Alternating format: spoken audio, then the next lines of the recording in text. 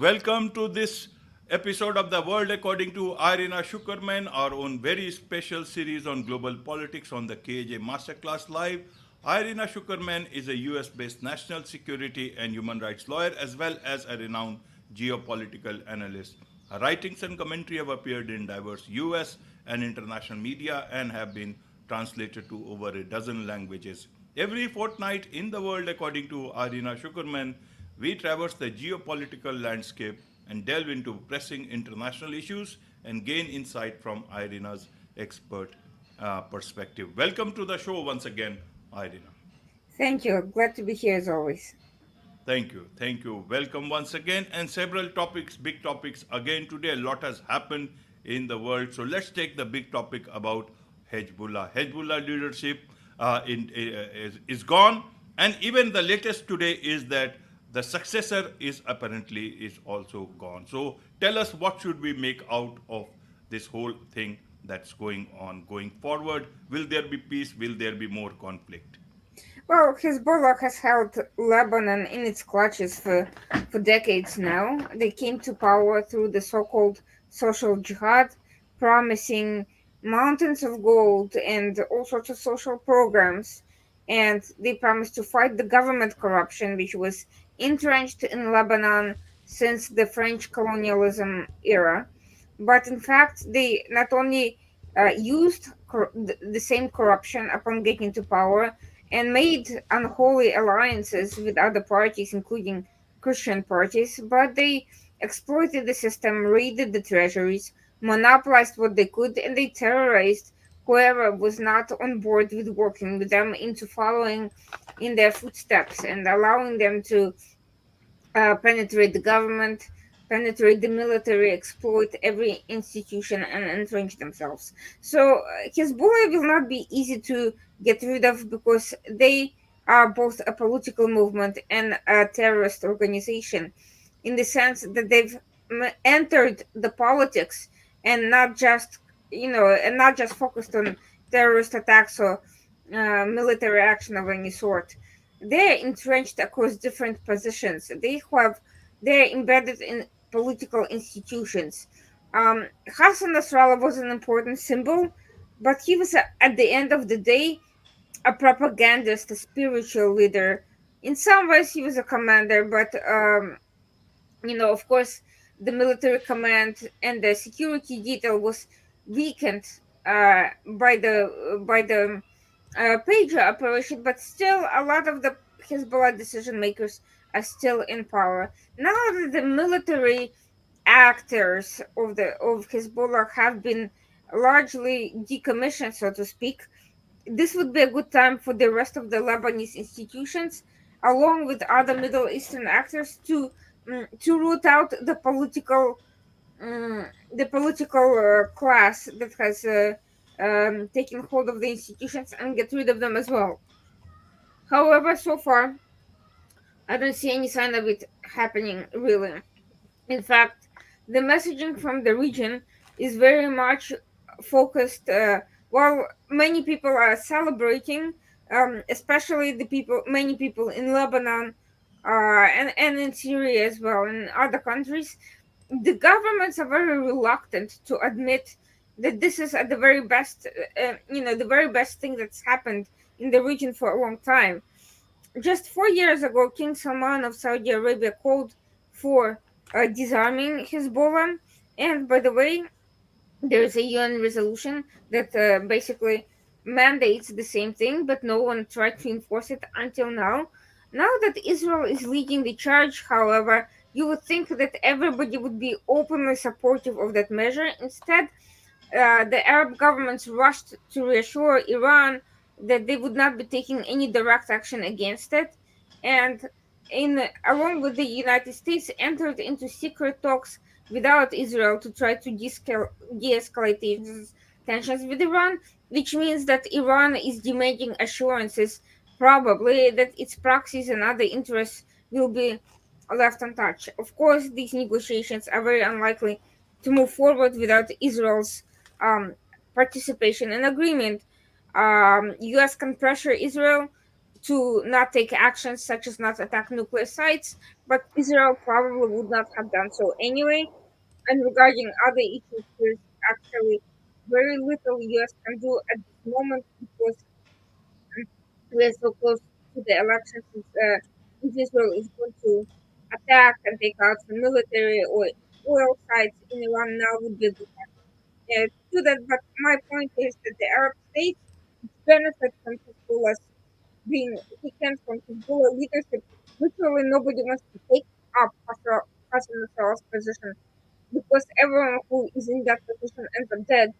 So instead of exploiting this opportunity, everybody is still on edge and is still afraid. And I think one of the reasons for that is that taking out the leadership and even many of the fighters is simply not enough. Hezbollah has had a very significant political role in the region, and that needs to be dealt with as well. And the US needs to be fully on board. It cannot simply be neutral, passive, or simply tacitly supportive of Israel's actions. It also needs to play a political role in putting pressure and facilitating this disengagement of Hezbollah from its entrenched position. Right, Irina. And now, Israeli Prime Minister, he is telling the Lebanese people to get rid of this militant group, Hezbollah. That's what the latest I read as of today. So the leadership is gone. Now he is addressing the Lebanese people. Hamas is also very short of its capabilities now. Is Israel winning? Is it a war that can be won? Or will there be more? They will have to sit together and work out a formula. In terms of Gaza, Israel has achieved many of its military objectives, but not all of them. Sinwar, for instance, is not dead. In fact, he, after disappearing for a while, has resumed contact and appears to still be active, and is completely disregarding any efforts to put an end to the war by refusing to release the hostages and to leave Gaza and to allow some sort of transition to take place. Politically, it's going to be complicated because Hamas and the Palestinian Authority now concluded an agreement.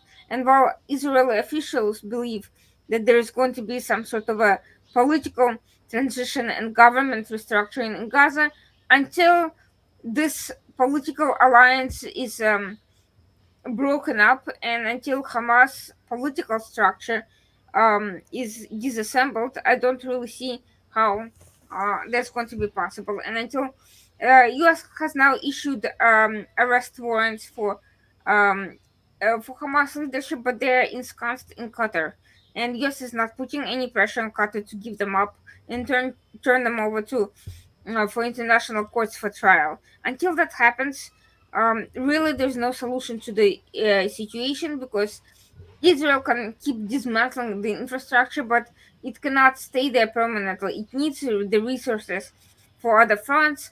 The spending uh, is quite significant, and frankly, even now, some of the IDF is missing basic supplies. So, economically speaking, it's not sustainable. To say nothing of the political repercussions and the way this campaign is being fueled to recruit new fighters elsewhere, not even in Gaza, but in other parts of the region. Right. So the other issue, of course, is propaganda. So while the optics of Israel appearing as a very strong power are positive in the sense of governments in the region, because our governments do take the strength into consideration in terms of the street and in terms of terrorist organizations. It actually does not change anything either way because terrorist organizations do not operate by the same logic as governments. They're not accountable for governance, they're not accountable for results. Uh, they're accountable for inspiration and propaganda and rhetoric. And so when Israel is weak, they proclaim a victory, and when Israel is strong, they claim that they need to continue fighting um, and act like an axis of a resistance. So no matter what Israel does and where it succeeds and where it fails, they use both its successes and failures to basically to continue this rhetoric. So this information warfare has to be taken into account to achieve victory, because without delegitimizing the rhetoric, delegitimizing the appeal of these axis of resistance, even if they're significantly weakened militarily, the recruitment and restructuring of future fighters will continue endlessly. It has to be done, but right now nobody is doing it.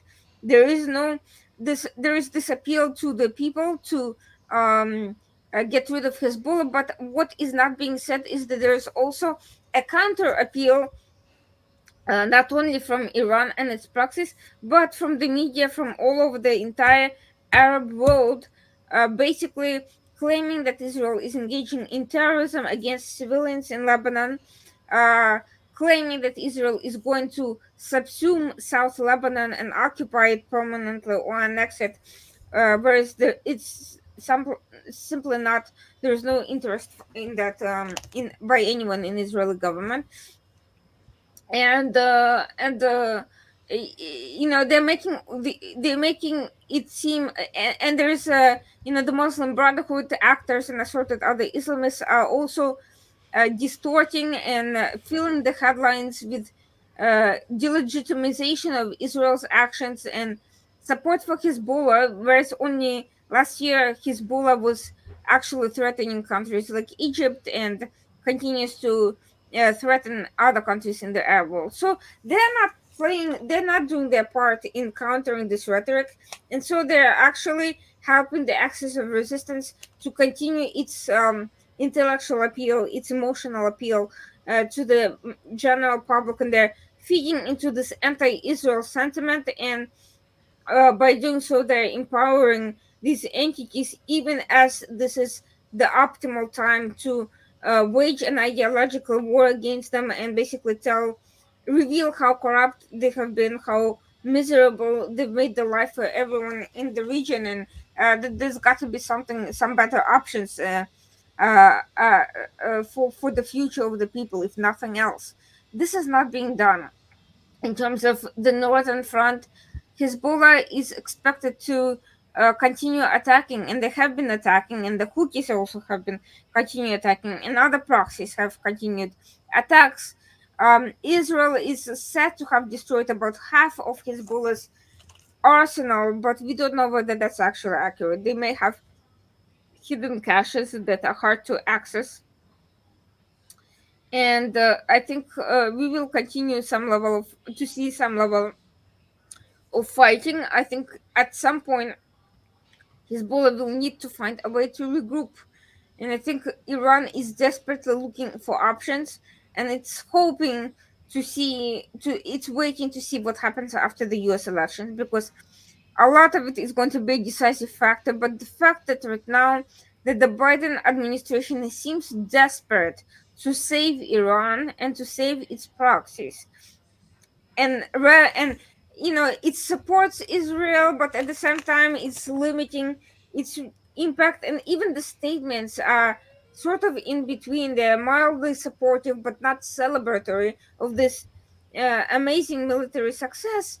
So the question is, why is the US sending this message that this horrible status quo that has turned the region into this absolute mess uh, has any should continue? This is something that many ask themselves. Why is the US so invested in the status quo? In fact, the CIA director Burns actually came out and said that that Iran is not rushing its nuclear program, when other U.S. government officials, the UN, the nuclear inspectors, everybody has said exactly the opposite. They actually this summer Blinken, the Secretary of State, came out and said that Iran is very close to have nuclear readiness, and now the CIA director is saying the opposite, and it just makes no sense.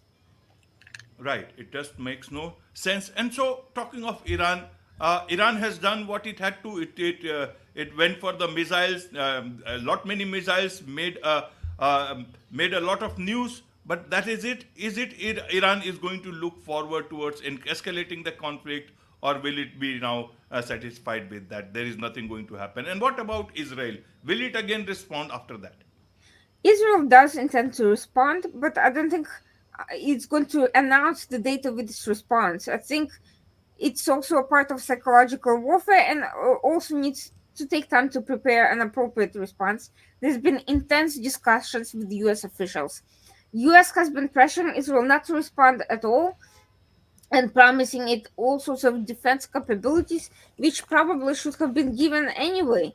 Why not have Israel prepared so Iran wouldn't have attacked it to begin with? So the fact that they're holding it out now um, is very strange. But Israel, the commentary leaking from Israeli sources indicates an interest in attacking economic sites like oil and gas, because there's a crisis in Iran, and which Biden and his officials opposed in strong terms. They do not want oil prices and gas prices spiking before elections. It's a very obvious political interest there. There's no other interest other than how it will reflect on the elections. And the other issue is military sides. I don't think anyone really opposes that, because nobody wants to see Iran become stronger, and military sides are completely legitimate targets. When that's going to happen is anyone's guess, but probably before the elections at some point. As far as Right. Iran, it has actually threatened Azerbaijan and a number of Arab states with retaliatory missile strikes in the event Israel takes any action. Azerbaijan already declared that any military action from Iran will be responded to with force.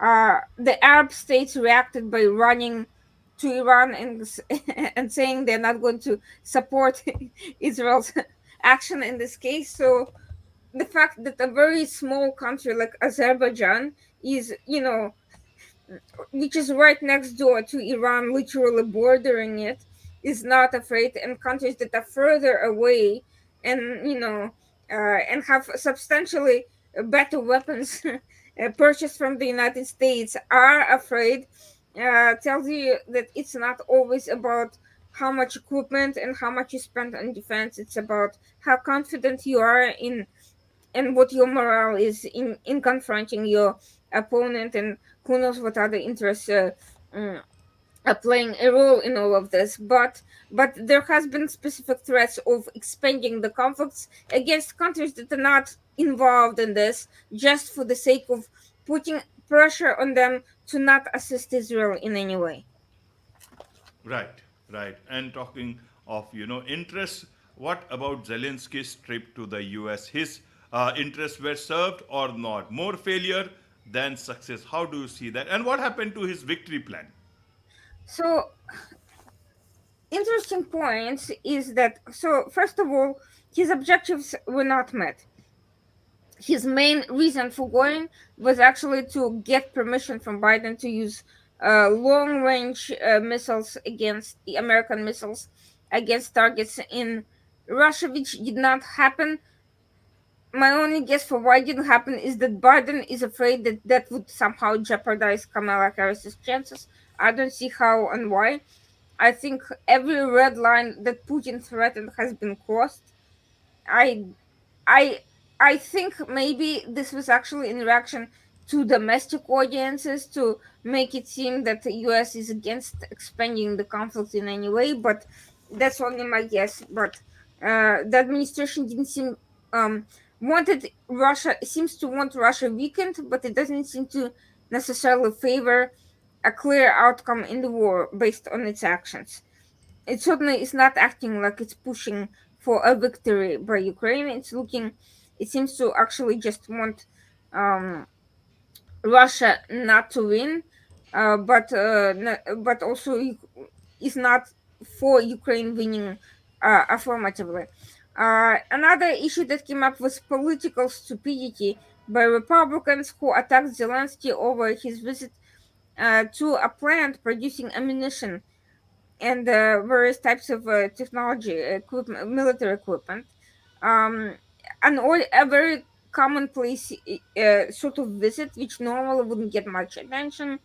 They claimed that it was a political visit in the midst of elections, but the truth is Zelensky met with the Republican governor in Utah over the summer, and no one even mentioned it, much less made a big deal about it. So it really doesn't look good that when Zelensky, a client who visits an American plant that has um, quadrupled its production since the war in Ukraine and actually has given a lot of work opportunities to the locals, um, that it benefits the US and the Republicans are starting this political circus. It doesn't benefit anybody and doesn't benefit the Republicans in the election. It just um, not a good look, but unfortunately, this is the publicity that came away from the visit.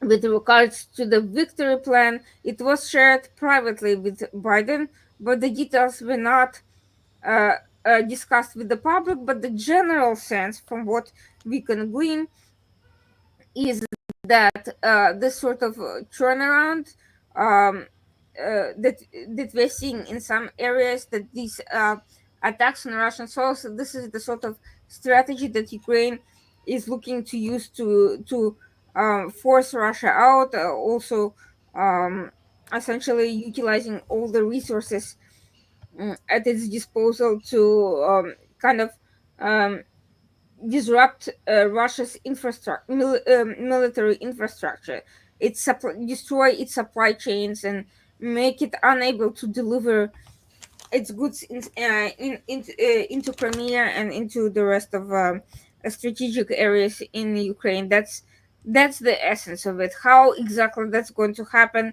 has not been yeah, publicized yet, but we can guess that trying to get this permission for long range missiles was certainly part of a strategy, and now it could be on Biden if it doesn't work out because he has not enabled it to work. But at the very least, it seems that the concept itself, at least theoretically, is plausible. There is a concrete plan, and it makes sense in those terms. Right, right. From the U.S., let's go to its neighborhood. In Mexico, Claudia Sheinbaum, she becomes the first female president of Mexico and the first female head of state in North America itself. So, will she follow the footsteps of her predecessors, AMLO, and also Kamala Harris? She lost this by a small bit of, otherwise she would have been the first one. How should we look at these developments in Mexico? Well, Claudia is she's also been widely celebrated by some for being also Jewish, but actually she's not particularly in touch with her identity in that sense. She's very left wing. Some describe her as a socialist. She's a hand chosen successor by AMLO, so in that sense, she follows his political line exactly. She is very much trying to play up the nationalist Mexican line and downplay any connections to her Jewish identity. Her foreign policy, broadly speaking, is very much along the same lines. What we're seeing now, however, is that even she is starting to understand that the level of penetration by China and the level of control by China of the Mexican industry and institutions is not particularly great for a country, especially if you are trying to play up that nationalist card. And so there seems to be a movement from her circles to engage with the US more to counter China's penetration by attracting US businesses. However, the major obstacle to that is basic security as well as corruption. The cartels are basically are protected by the states. They're very much in bed with the states. There's massive violence even in tourist locations.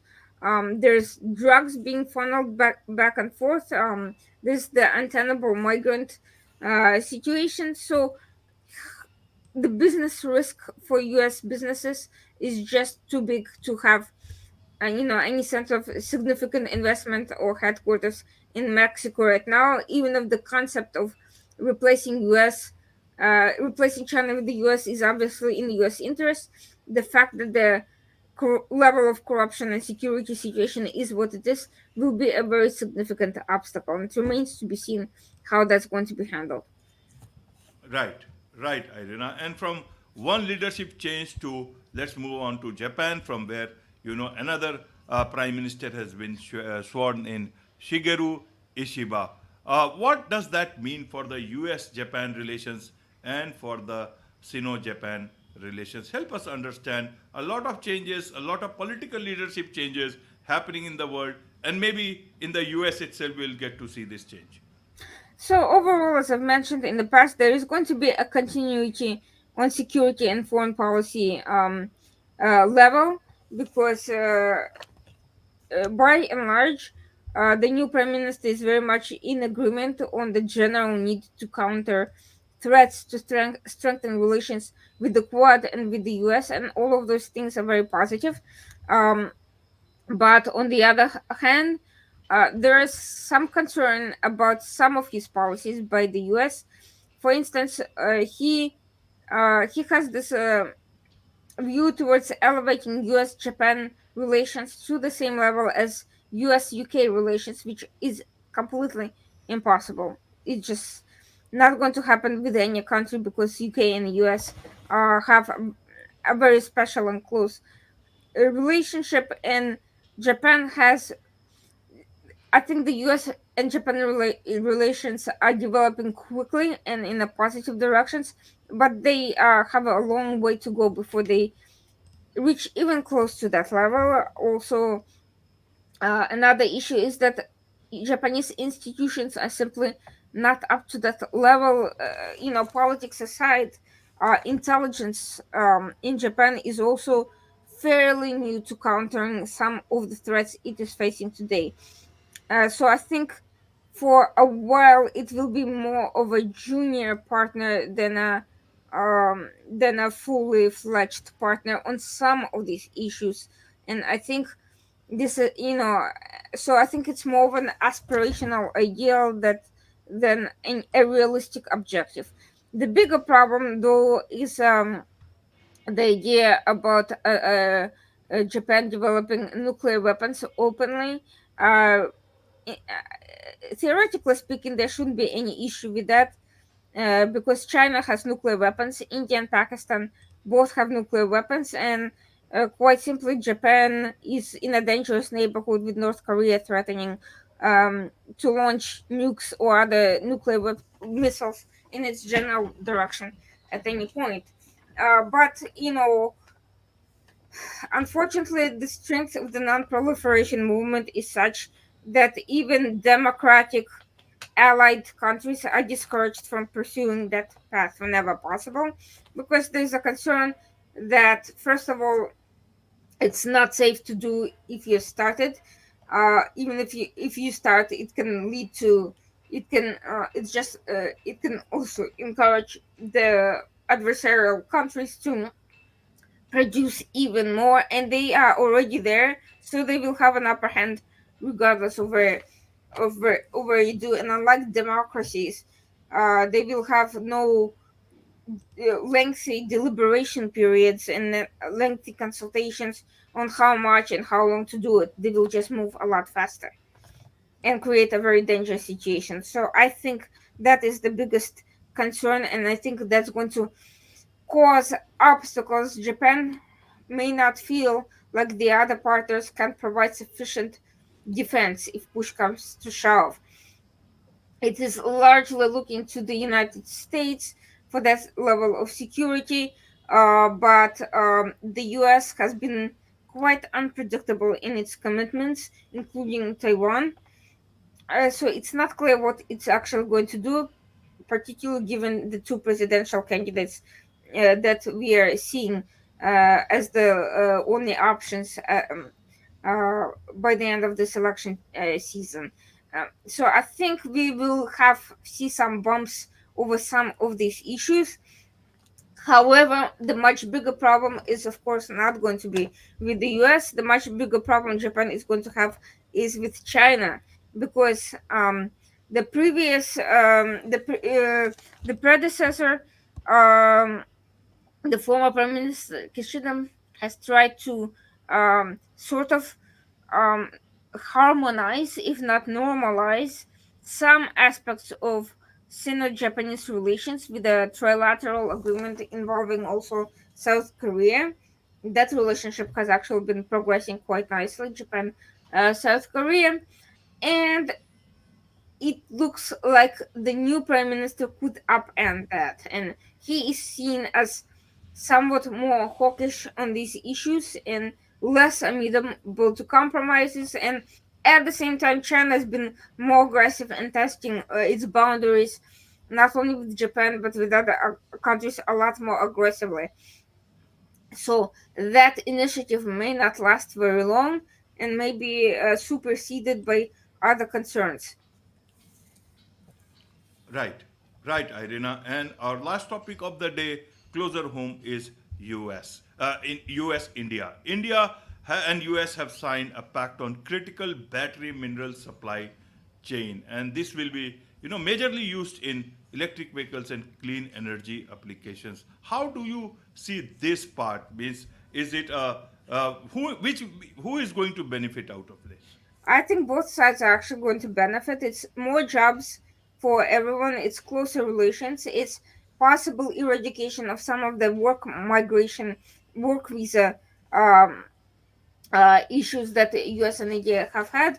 It's also a geopolitically smart move because China is continuing to crack down on some of the rare earth elements and technologies and methods and exports for them, and that's having an impact on prices and supply chains and um, causing all sorts of ripple effects. So this is one way to start to bypass some of these China imposed controls, while also strengthening economic relations and also addressing the skills gap that on the US side in production of some of these technologies, pushing for innovation and so forth. Now, the big question here, and that is not a question that has been publicly discussed very much, is how is that method, that proprietary method, going to be protected in the context of India's role inside BRICS?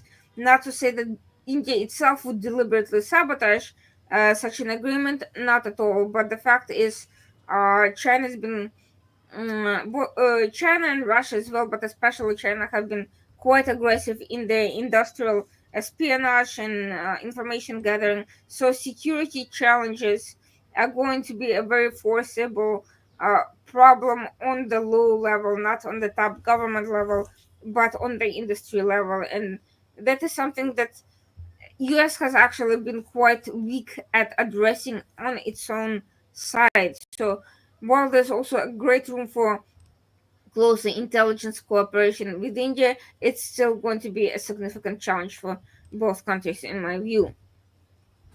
Right. India signs an energy pact, batteries pact with the US, and in if you see in the neighborhood Pakistan, their cell phone is has been blocked. Some Chinese officials, Chinese citizens have been killed in one of the attacks, and Imran Khan's party is in protest. What is happening in Pakistan? We all want a good Pakistan, good neighborhood. Why is there no peace? How do you see it from that part of the world, Irina? Well, actually, there's a couple of major problems here. Politically, the government is in a very weak position. Uh, the military hold on political power is showing signs of being unsustainable. Uh, for many years, Pakistan relied on its relations on the U.S., but U.S. has shifted to focus on China, on Indo-Pacific threats, and Qatar sort of became a substitute power broker instead of Pakistan replacing it. It's got a better economy, it's got a U.S. basis, and it's simply made a better case for itself. Pakistan is now, not to say that there aren't signs of economic activity in Pakistan. Of course, there's cyber activity that's quite very much growing. There's economic corridors pursued by Gulf countries and by other actors. And of course, uh, there's China, and that's part of Pakistan's problem. Its economic dependence on China, in part due to corruption, mismanagement, in part to just having an underdeveloped economy before this recent boom in some areas. But this, it owes billions in loans to China, and there's no way it can extricate itself from that situation. And quite frankly, Imran Khan was one of the people who brought Pakistan as close to China as he has. That's part of the reason why everyone's been very unhappy with him. The US has been very unhappy with him. The Gulf states have been unhappy with him, and a lot of people in Pakistan on the traditional military sides were also not satisfied at all. But he was very popular with the public for standing up to these traditional government monopolies. And for that reason, despite the fact that he brought Pakistan uncomfortably into this relationship, that gave him that sort of street credibility that is clashing with the government attempt to hold the line politically. And amidst that, of course, there's also the mismanagement of local issues, which has continued throughout all of these administrations, including the Baluchis, a restive region that's shared with Iran. There's a lot of crime. There's also a lot of uh, discrimination against the Baluchis, a lot of separatism issues. And they view China as enabling Pakistan's discrimination and human rights abuses, which is why they've been attacking Chinese economic convoys. China is very concerned about the terrorist activity and militant activity because it's a threat to its economic interests, and Pakistan doesn't seem to be able to address those issues adequately. So, on the other hand, China sees this. Pakistan is too lucrative of an investment to abandon it. So it will try to, of course, balance these issues. But we shouldn't be surprised if Russia at some point is brought in to provide some sort of a security support to the government. And in fact, Russia has been also trying to court Pakistan, in part in retaliation for India's shift to the West, and part out of necessity and unrelated economic interests. So this is going to be a place to watch in the near future. Absolutely, absolutely. With this, it's a wrap on this very special edition of The World According to Irina Shukerman on the KJ Masterclass Live. See you again very soon. Thank you so Thank much. you.